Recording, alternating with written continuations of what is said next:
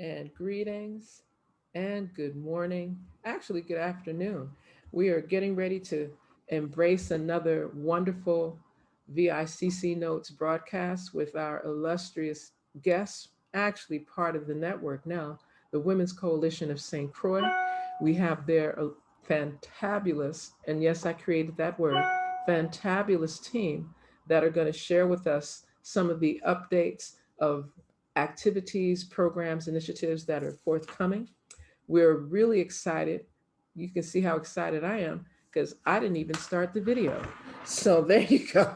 We really are excited to be able to have this opening of the new year of 2021 to talk about the anti-racism webinar series going into its third iteration on January 15th at 6 p.m. Atlantic. Those of you that are listening and viewing, make sure that you recognize that here in the Virgin Islands for this season, we are an hour ahead. Just want to make sure so that persons don't come in late or miss the opportunity to engage and embrace. I'm going to open up for first and foremost with the director of the Women's Coalition of St. Croix, along with her team, and have that introductions come forward. It is always a joy and a privilege to be joined by Sister Queen Grandmother Clemma Lewis. We got to make sure we highlight these things because we tend to just say Sister Queen, but we have to like add the sections. Grandmother ship is like a whole other section. So we're getting ready to embrace a discussion that will help people understand, how you can be a part, even if you were not in the first two webinar presentations. You definitely need to be involved in this versation. Notice what I'm saying. This is verse where we're really finding some solutions so we can really heal all of our relations here. So please, as we ask most illustriously, let's welcome Sister Queen Grandmother Clemma Lewis of the Women's Coalition of St. Croix, co-director. Yay! Good afternoon. And again, Queen Grandmother. Thank you, Chin, for inviting us. It's always an honor to be on your show. We love being on your show.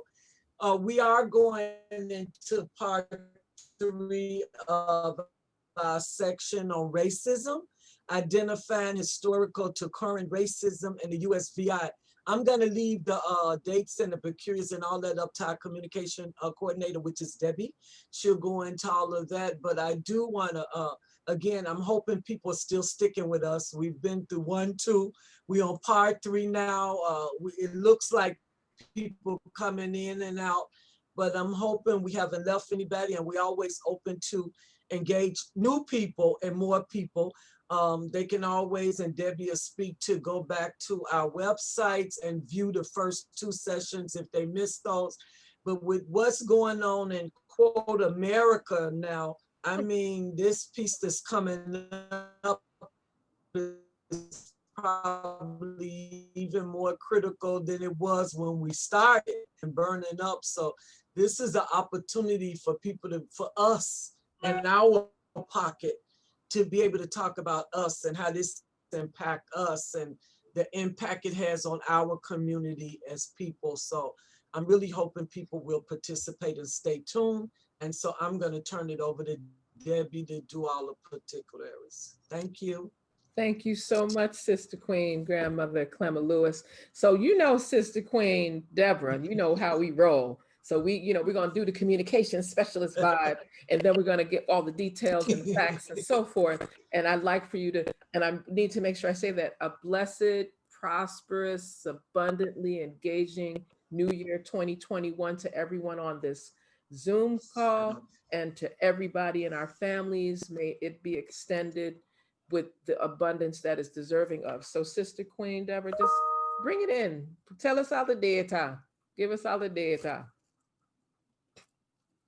Good afternoon, everybody, and thank you, Dr. Chen, for the opportunity to talk about our next session of The Time Is Now, Discuss, Digest, and Dismantle Racism in the USVI.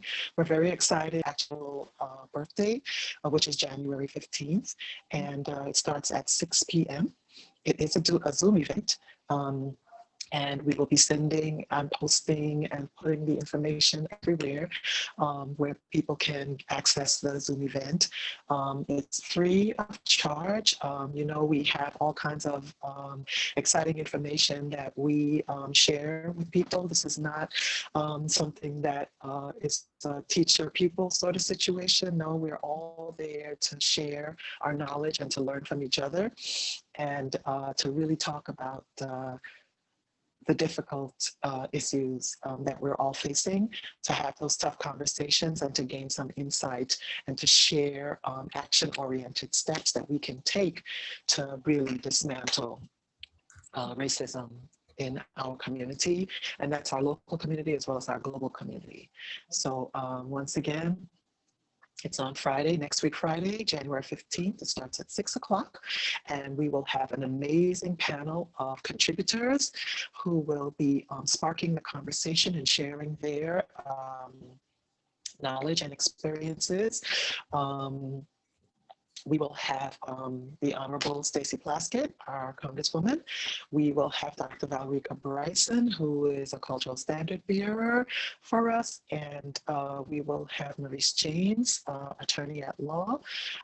And we hope that you will join us and that you will come prepared to be enlightened and to enlighten next week, Friday. Beautiful. We're looking forward. We're definitely looking forward. And it's happening on a powerful day, especially in light of what's going on in the US. So yeah, did you notice that I left out? Did you notice that I left out one very special person? Yes, I was about to say that. I was about to say something. Did you notice that? Yes. We have an amazingly special contributor, Dr. Chinzira Kahina Davis, who will be joining us as a contributor as well. I just wanted to see what everybody was going to say. Right. Right. I left that out deliberately. Yeah. She's going to be a contributor, y'all. Right. She's going to be on the Dr. Chen is on the panel on Friday. Listen, you got to be there. Okay? It's mute. I appreciate you bringing all of those facts and the data connected to the series. I think it's really timely that this is happening at this, this venture point, because not only is it the day of the actual birth, or we should say the anniversary of the birth of the Honorable Dr. Martin Luther King Jr., it also brings truth to power to a variety of issues around racism, whether persons focus on race as a social construct or not. It's going to allow for persons to have the discussion on how we handle these relationships right here in the Virgin Islands, knowing that the Virgin Islands is its own United Nations, because we have a little bit of everybody from just about everywhere on the earth that traverses through the Virgin Islands. And then we have those that traverse well and supportive of the community, and those that traverse not so well and not as supportive of the community. So this gives us a firsthand opportunity to have this type of a conversation and embrace solutions, not just to kind of throw up the Jack Spanier nest and then leave people hanging, but to actually embrace some solutions, some strategic approaches on how to do this. So that's my opening for the illustrious sister queen grandmother, Lisa Harris Moorhead. I just need to make sure that I say that. So greetings, how are you doing? I am fine, and thank you for your generous sharing of your program with us. It's very helpful, and you come in as well as the other contributors should be quite proud for this third session. And given that in light of what's going on in the mainland, and I don't make the distinction between US and us, because everything that happens there permeates here, because we have so many people that come here through there, and that's how we're identified. Even though we're in quote unquote unincorporated territory, and I would venture to say a colony still, we suffer from historical racism that begins way back in the 1800s. And, from the time we were quote unquote bought, I think that at some point there is some kind of sort of mutated thought by people in the United States, that they own us as well, the people and our minds, as well as they own, quote unquote, own the territory. And so we can't lose sight of that. And the things that are happening are quite disturbing, I'm sure, to everyone. But some of those, activities are supported by some people here. I was just mentioning to a friend of mine, in fact, and to Attorney James, because we communicate a lot by text, and, I was saying to her, did you check out this response to what happened stateside, blah, blah, blah. I saw this. And I said, and who told me to think that San Diego or California was liberal? Because that was where the one woman that was unfortunately killed was from. And I was like, San Diego. And it was so naive to think, it's not happening everywhere, because people with diverse and demented ideas are everywhere, including here.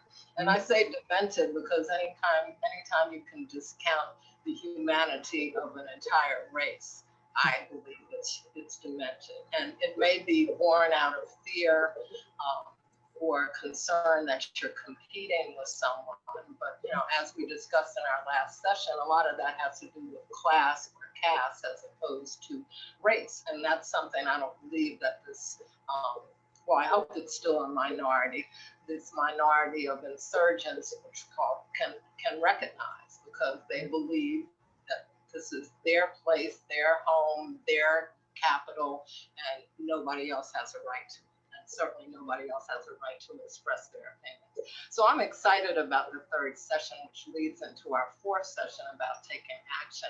But in order to take action, we again have to recognize as what's gone before us. As many people have said, I'm paraphrasing, if you don't know your history, you don't know where you're going. And that's what we need to do, is to chart where we're going. Because there have been many stateside Black leaders who've been asked, well, what happens now? And people have said we have to move from protest to policy. Was the quote of one brother, and don't get me the line to say who it was. But that's exactly correct. And some of the policies that affect us, because they are initiated by the bigger government, the parent company, if you will, because it is sort of a company, because it's based on money. It's capitalization that also plays in.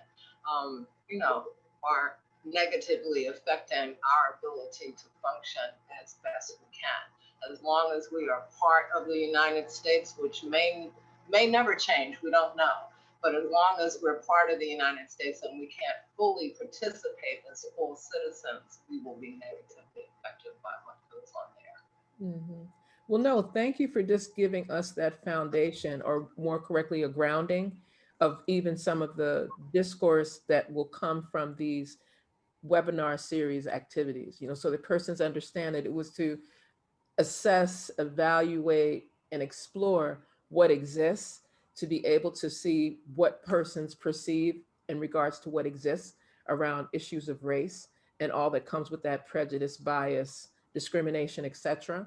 And then to be able to have a culminating session on the solutions and the action plans. And again, that's where a lot of the real gristle or the real challenge comes into being, because not everyone has the same solution. Or, some people want to just like fire a bun and then finish. And then some people want to do like so much turn the cheek that there's no cheek left. So there's like a lot of discussion that will come. And hopefully by having a good cross section of the Virgin Islands and the wider Virgin Islands community. So, and I think that's really important that persons understand this is a series that is grounded in the Virgin Islands, yes. However, if you're not physically here, you still can engage. That's one of the benefits of using Zoom. If we don't have anything else good to say about Zoom, that's one thing that we can say, that Zoom, Jitsi, Microsoft Teams, Google, all these different entities have developed a platform that we can now really go deep to the best of our ability, even while we're still doing our physical distancing, being safe and secure. Because I keep pushing it. I have to push my little pin from UVI. We have this UVI, safe. Yes, stay safe UVI. And it's like a little mask pin. So we just remember to just be safe wherever we are. So I want to kind of make sure I do my props, covered myself. The other part that I wanted to highlight, and I wanted to share this with you, is part of our, as we get ready to close out this short interview. I know sometimes we go extended and long, but I know everybody's got things to do. But I wanted to share with you from one of our colleagues, Dr. Lewis Gordon, who was one of the founders of the Caribbean Philosophical Association. And this was his take on what took place the other day, which again fed right into this discourse on anti-racism, discrimination, etc., and so forth. Storming the Capitol building is not a quote unquote privilege, it is a license afforded a white insurrectionist mob under the shield of racism. One has the privilege of doing what is right. A license protects one from accountability for wrongful actions. White supremacy is a white license. It's obvious, and he goes on into this conversation, and I want to stop there because he goes into a conversation of what was allowed, what was permitted, and how that related to racism and the historical activities in the US, but not just in the US, but like globally, to like allow for that kind of behavior, in contrast to what would have happened if the Black Lives Matter movement came within 1,000 feet of the steps of the Capitol building. And then he made this other comment that stuck in my brain. It's been resonating with me. And I quote, think about this. They planted bombs, attacked police, openly declared planning to execute Congresspeople, vandalized the Capitol building, and more. And most of them were able to leave under the protection of the law enforcers they were attacking, unquote. So I share that because with what we're getting ready to embark on in this third webinar series, hosted so efficiently and timely by the Women's Coalition of St. Croix, and I know you have a number of sponsors and partners, etc. The expertise, talents, intelligence, and wise counsel that's going to come from this, I know is going to be able to establish a whole new layer of how we should be addressing issues of race, discrimination, bias, prejudice, and all that comes with that, whether it's coming through the capitalist exploitation mode, the imperialist policies that are another layer of exploitation, the sexist policies and this misogyny that people think is normal, that's not normal, and I'm really excited about doing that. But when I got this from Dr. Lewis Gordon, I was like, he put on point, because I think some of us were saying it. I know my comments in social media, people said were a little bit harsh, but he helped me to tone it down so it came across with a little bit more delicacy, because I just was, I think I wasn't shocked, because I've seen a number of things in the United States that should be shocking, but that's normal. But it just kept me saying, this is America. So there's some, while you're following all these constitutional permissions, there's some other parts that lent itself to other things. You were getting ready to say something, though. Was that you, Sister Queen? Grandmother Lisa? As I said, everything I believe permeates from up to down in the situation. But what we have to understand, although a number of people were saying, this isn't us, commentators stateside, this isn't us.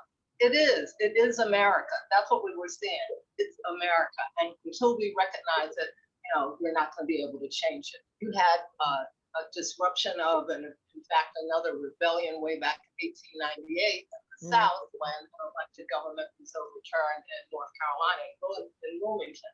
And during that, there were heads of Black people put on stakes.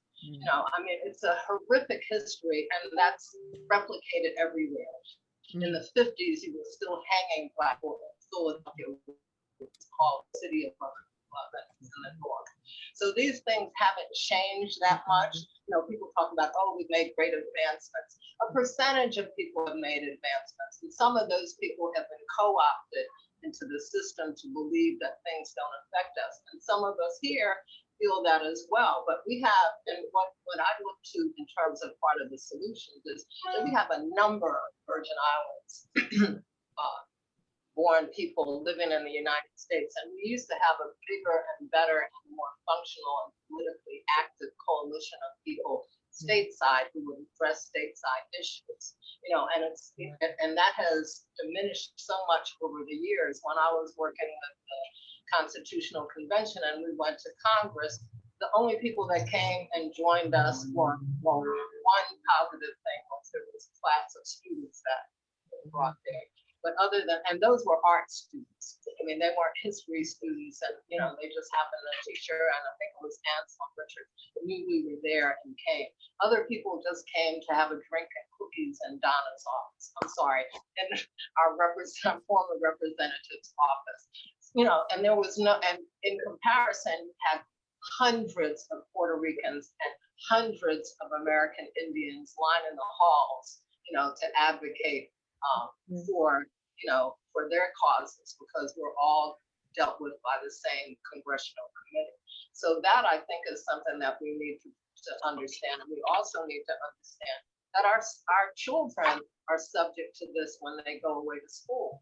So none of this can we duck from, because if they're not prepared, they could end up being one of those people, shot because they had a cell phone, or because they're coming out of their garage, or because they had the nerve to question why they were being accosted by police. So those are the things that I want to look at. Coalitions, and as you said, I think both of you said, both you and our director said, Clemma, Dr. Chen, that people have different ideas, and we understand that, but we're trying to get to a point where people at least acknowledge that we have a common problem, and we can address it by many different levels of solutions. There's not going to be one, it's like, oh, if we do this, what's been going on for 400 plus years is going to change. It's, it's a cyclical thing. One of the members of my breakout group, this is my last comment, was young and was saying, this is, it was like mind-boggling to him as to how we can approach it. And, it's almost impossible. And, I kept saying nothing's impossible. And as, much of a dinosaur as I am, if I'm still trying to address this issue, I feel it's incumbent upon you to continue this. I'm not ready to pass the baton, but I'm damn sure ready, to share the baton, because it needs to go on. I mean, I know, some of us have instilled this kind of stuff in our children, but some of us haven't, we haven't gotten it ourselves. Correct. And that's what we want people to get. Well, I'm very grateful for you all really setting a foundation for these types of conversations, because these are discussions that persons have been having, but they tend to be in these silos. So it's like so-and-so may say something and it stays over there, and so may say such and such and it stays over there. But what you're doing by hosting these anti-racism webinar gatherings, it's facilitating like a more cooperative, collective, collaborative engagement, so that we do get a chance to glean over what are the concerns, what are the realities, and then to move towards what is the proactivity that comes from this. Because revolution, and I know people in this circle are comfortable with the word, but a lot of people get nervous. And like I said, it goes from the extreme of turn the other cheek till nothing gets done, to fire burn, where everything is bun up and purification happens. So there's like, we're navigating, and especially 2021 allows for us to take it to another plane. We're able to use a variety of modalities, a variety of platforms, so that persons can actually move in the direction of healing, and being able to support what the Women's Coalition is doing, being able to support the other organizations that are supportive in that frame, and to be able to look at these other organizational entities that may not be as delicate in how their solutions are presented, but to at least be able to have like the collective. It's when you were speaking, Sister Queen Grandmother Lisa, there were a couple things that just resonated for me that I feel is really important for persons to know. Even if you cannot participate on January 15th, please encourage other persons to come and participate that authentically and genuinely desire to see these affairs to be addressed, discussed, and developed with some solution. If you're coming to throw salt or you're coming to throw darts, this is not the right circle for you. I'm gonna say it so that everybody's really clear.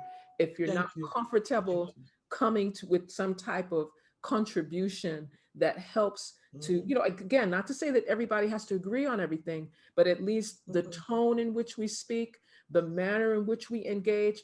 I'm going to utilize what I've been trained and certified in. And as a Pulse certified practitioner, right?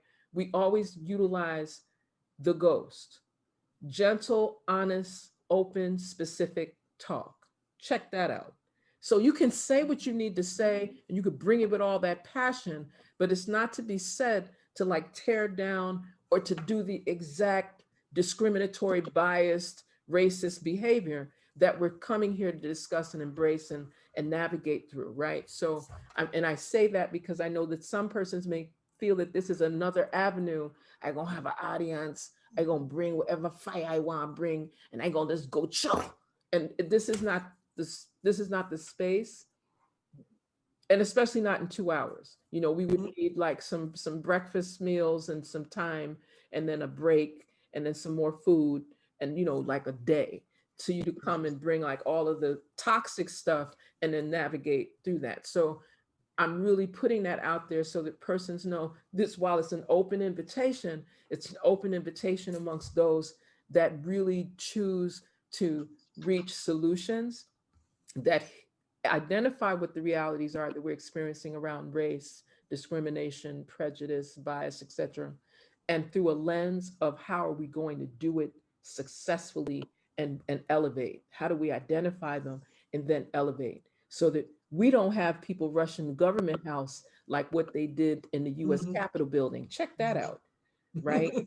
Just check that out, because that's supposed to be one of the most secure facilities in DC.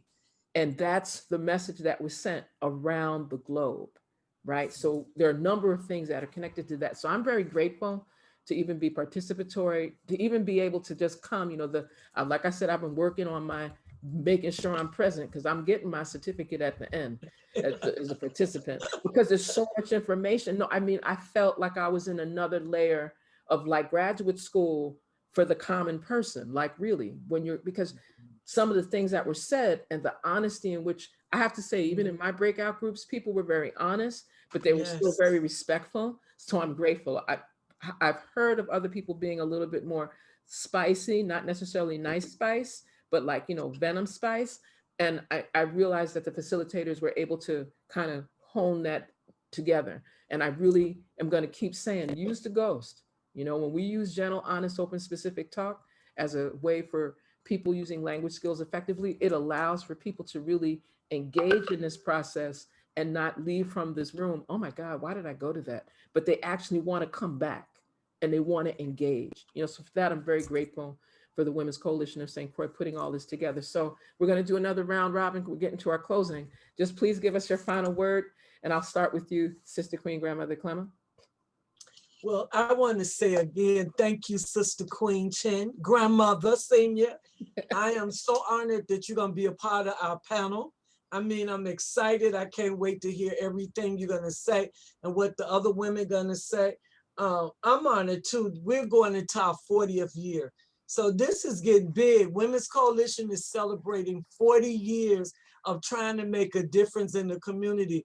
And when I look at what happened at the Capitol, that's all about our work. The violence, we have a vote. We don't want to admit it, but we have a very violent culture. We want to pretend it's not, and we want to put it on the individuals, but we breed that, we encourage that, and we push that. And until we do otherwise, we're going to continue to get outbreaks. Please come. I love the ghost method. I need you to send that to me in chat because I want to put that out there. So please, Sister Chen, send it to me in chat because we're going to be using that at this session number 3. I love it. I want to put that out for the participants. Again, we want people to come, share, feel comfortable, be open. We don't want people to come and take over. We don't want people to be disrespectful because this is not about that. And I don't even have to repeat it. You said it all so elegant and so well. And thank you so much for having us on. We appreciate you. We love you. Thank you. Right back. Thank you, Sister Queen Grandmother. So, Sister Deborah, you're gonna share with us those. Before I come to Sister Deborah, I'm gonna go to Sister Queen Grandmother Lisa because I know you got some. You be coming up with some serious commentary. Yeah, I know. Don't roll your eyes now. I know you got this. You like the wordsmith. Bring it. What is that? What is that reflection? So we can get people in that space in those Zoom rooms. Okay. Well, first of all, I want to echo the thank yous that we've all bestowed on you because we don't have enough of those. They'll go around a million times.